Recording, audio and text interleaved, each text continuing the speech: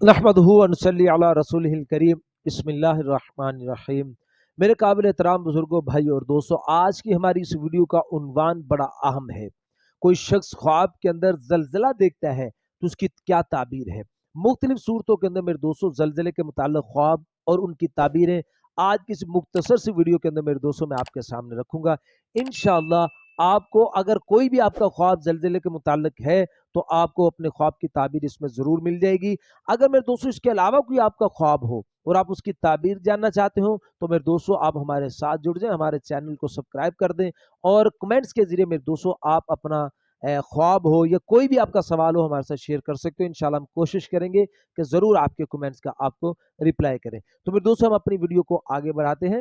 मेरे दोस्तों हज़रत इमाम इब्न सरी रहमतुल्लाह अलैह इरशाद फरमाते हैं कि कोई शख्स अगर ख्वाब के अंदर देखता है कि ज़मीन हरकत कर रही है, ज़मीन को हरकत करते हुए ख्वाब के अंदर देखना, तो इसकी दलील के अंदर हज़रत इमाम इब्न सनी रहमतुल्लाह अलैह इरशाद फरमाते हैं कि जिस कदर ये ज़मीन को हरकत करते हुए देखेगा, ज़्यादा देखता है तो ज़्यादा, कम देखता है तो कम, उस मुल्क यानी जिस मुल्क की ज़मीन को हिलते हुए इसने देखा है, उस मुल्क के रहने वाले लोगों को, उस मुल्क के बादशाह से उसको बहुत ही परेशानी और बहुत ही गम उनको पहुंचेगा। और बाद अहले ताबीर ने यह भी ताबीर इरशाद फरमाई है कि उस मुल्क के रहने वालों को बीमारी का सामना करना पड़ेगा, यानी उस मुल्क के अंदर बीमारी आएगी। और फिर मेरे दोस्तों हज़रत फरमाते हैं कि अगर कोई शख्स ख्वाब के अंदर देखता है कि जमीन घूमी है, फिरी है और जेरे बाला चली गई है, जेरे बाला जमीन को जाते हुए ख्वाब के अंदर देखता है, तो फिर इसकी दलील के अंदर मेरे दोस्तों हज़रत इरशाद फरमाते हैं कि उस मुल्क के अंदर बला और फितना आएगा।